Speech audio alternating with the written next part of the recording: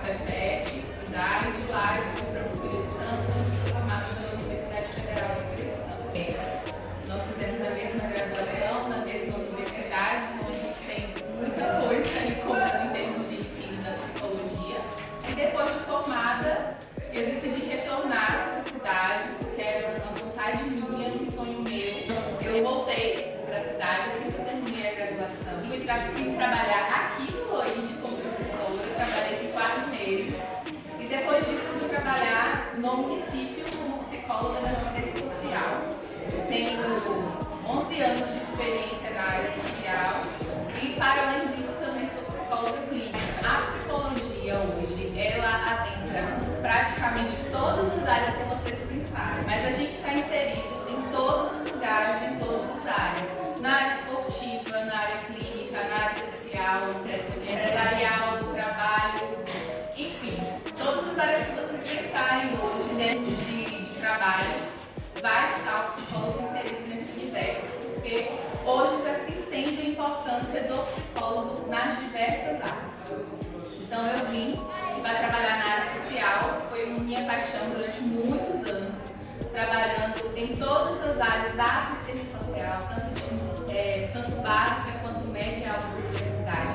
A minha experiência lá foi maravilhosa e foi que me deu suporte hoje para eu ser a psicóloga clínica que eu sou. Porque você aprende a lidar com diversas camadas sociais, diversos tipos de problemas sociais que vão para além da questão da pobreza e da vulnerabilidade. Então, depois dessa minha caminhada na área social, eu fui também para a questão clínica.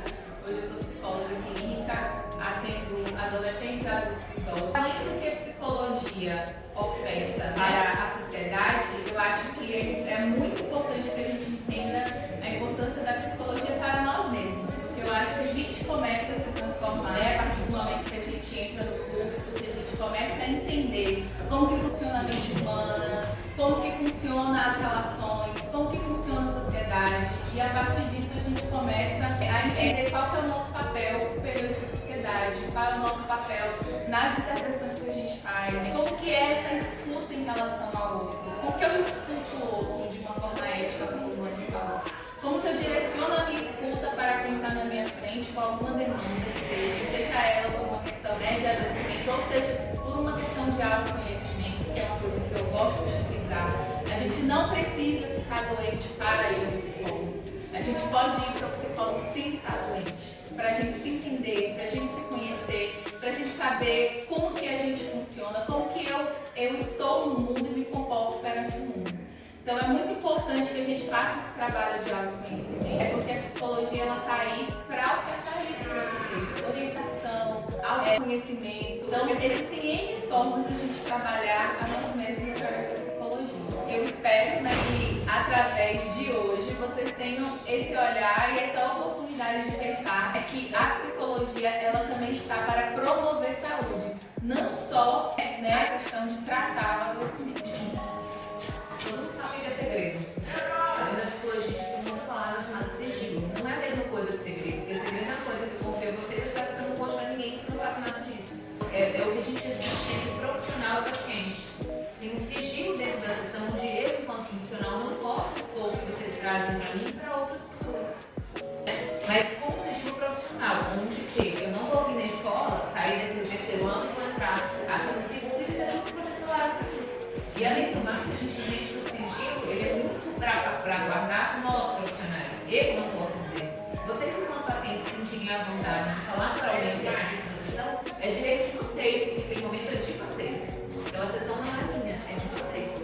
Eu sou psicóloga clínica, já estou na assistência social também, já estou na saúde comunitária. Mas meu foco de atendimento hoje é a avaliação, neuroavaliação, que eu sou neuropsicólogo, de crianças e adolescentes, para a gente avaliar as questões que a gente chama de atípico, ou seja, do funcionamento do cérebro com algumas disfunções. Então, assim, o que a gente está dizendo para vocês hoje é que pode sim atuar em várias situações, em vários lugares, mas que a gente tem que entender uma coisa bem simples. Que a gente fala assim, a psi, como se tudo fosse, mas a gente tem áreas diferentes. A gente tem a psiquiatria, nenhum de nós somos psiquiatras. O psiquiatra é um médico, fez medicina, depois da medicina ele se especializou na área de psiquiatria.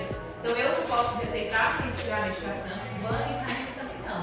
Isso é um papel que a gente trabalha em consonância, em conjunto com o médico psiquiátrico. A gente tem psicólogos, nós três somos psicólogos. A gente tem dentro da psicologia diversas áreas, então psicólogo clínico, social, como a Karine falou, psicólogo educacional. E a gente tem uma outra coisa que muita gente confunde com psicologia, psicanálise não é psicologia, é uma área de atuação que hoje ainda não é ligada à psicologia, mas a gente espera que um dia seja, né? Até com as questões médicas que a gente vê por aí. E a gente tem uma outra coisa que a gente chama de psicopedagogo, ou neuropsicopedagogo, né? Que são voltados para a parte da educação. Então, pedagogia é o curso onde eu estudo educação. Quando eu falo de psicopedagogia, é uma especialização que pedagogos ou outros profissionais podem fazer para entender melhor como o meu cérebro funciona para a aprendizagem. Esse profissional psicopedagogo, ele não vai atuar como psicólogo clínico. Ele não está ali para acolher demandas emocionais. Ele está ali para acolher demandas. E aí a gente tem outros profissionais. Psicomotricista, também não tem a ver com psicologia. Psicomotricista é a pessoa que vai trabalhar com o movimento do corpo. Também vai identificar questões emocionais, questões de violência, muitas vezes. Às vezes eu não movimento meu corpo para algumas situações por uma questão de violência.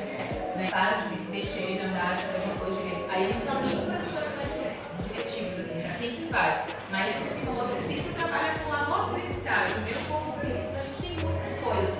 A gente precisa entender essas coisas, porque eu tenho que saber o que eu estou procurando, o que vai me ajudar. De novo, Karine trabalha com psicologia junguiana. A gente pode gostar ou não gostar da teórica dela, então posso aceitar ou não. E põe a psicanalista, que aí eu vou para ela explicar para a gente o que é a psicanálise nesse processo, para a gente entender que psicanálise não é psicologia, apesar de poder ser psicologia, mas não é. Em relação à psicanálise, Freud ele era um neurologista onde ele recebia mulheres que tinham um padrão de comportamento, os padrões eram muito parecidos, então ele entendeu que aquilo ali não era uma questão neurológica a ser tratada, porque ele usou todas as ferramentas possíveis na época dele, na área dele, não conseguiu identificar, ele percebeu ali então que era uma construção de um comportamento e de uma visão de homem de mundo. E a partir daí, primeiramente ele vai lá para a hipnose também não dá certo, porque quando ele fazia a aplicação da hipnoterapia, os pacientes voltavam ao mesmo estado que estavam antes, então ali ele começou uma investigação, criou a psicanálise, que é nada mais nada menos do que um modo de analisar a história de vida do sujeito. E a partir daí, vai se fazendo manejos, a partir da história que o sujeito traz, para poder construir ali um manejo e a partir dali ir construindo uma forma dessa pessoa ela entender como que ela funciona. E dali, com algumas pontuações de analista, que o psicanalista é chamado de analista, ele vai construindo e dando um novo significado a essas questões que são trazidas pelo sujeito dentro do setting analítico. A pergunta é, psicanálise é psicologia também? Não, ela é diferente da psicologia. A psicologia, ela trabalha o comportamento humano e a psicanálise, ela é uma abordagem que a psicologia, ela utiliza também. Vamos dizer que a psicologia, ela nasce, ela tem um pé na psicanálise, mas aí ela vai sendo estruturada como uma investigação empírica, que precisa ali de fatos concretos para poder efetivar de fato e ser comprovado cientificamente. A psicanálise, ela não precisa dessa comprovação científica, porque ela estuda o sujeito para além do comportamento, para além de um transtorno, para além de tudo que vocês possam imaginar. Mas aí, Vânia, quem é que pode ser psicanalista? Qualquer pessoa pode ser psicanalista? Não necessariamente. A psicanálise, ela tem critérios. Lembra que eu falei da ética? Lembra que eu falei do sigilo? Não falei especificamente, mas o sigilo está inclusive em relação à ética. Para você ser um psicanalista, primeiro, você tem que ter uma graduação. Segundo, você tem que estar dentro, aliás, precisa estar dentro de um tripé analítico. Você precisa ser graduado.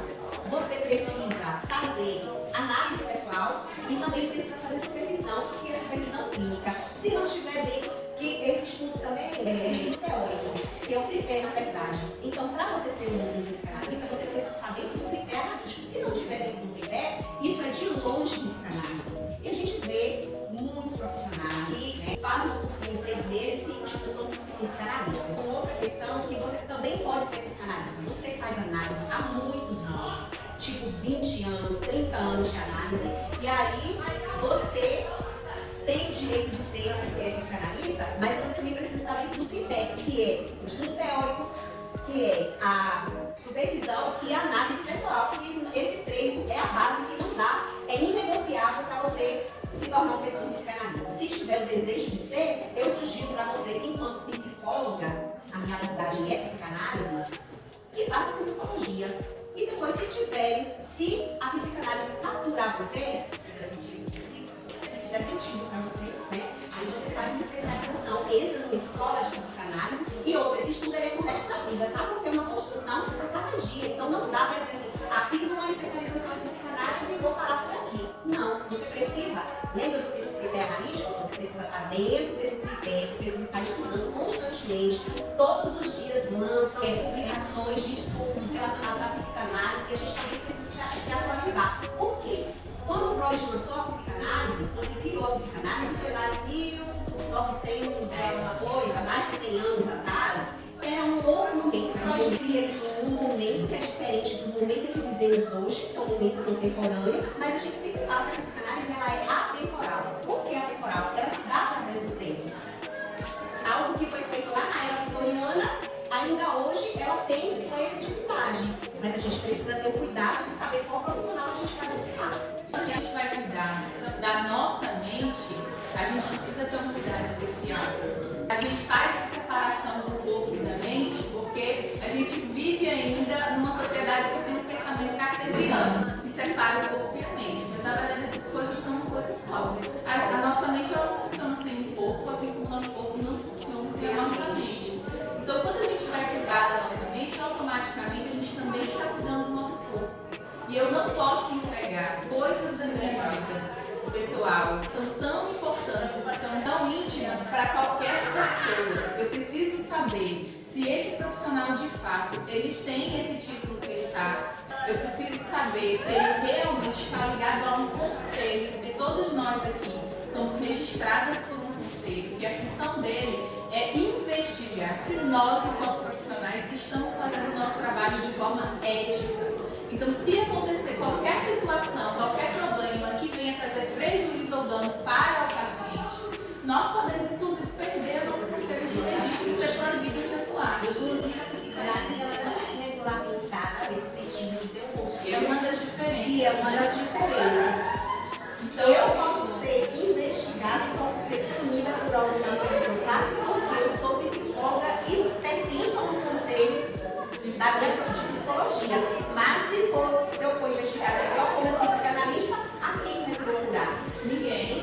O dano fica só para o paciente que vai ter que procurar um outro profissional para retratar, né, tudo aquilo que aconteceu. Então, quando vocês forem pensar em cuidar da mente de vocês, procurar um profissional, procure saber, né, qual que é a formação dessa pessoa, ela é ligada ou não a um conselho, porque ser ligado a um conselho de registro profissional geral não é a mesma coisa que você ser ligado a um conselho profissional. Assim como cada área tem os seus registros, a psicologia tem o seu, mas a psicanálise, como o Vânia falou, assim como outras áreas, elas nem sempre têm esse conselho que investiga e que avalia se pedagogia mesmo não tem. Não tem ainda. Então é importante que vocês tenham essa noção, para que vocês não estejam entregando coisas preciosas da vida de vocês para qualquer pessoa ou para uma pessoa que pode acabar prejudicando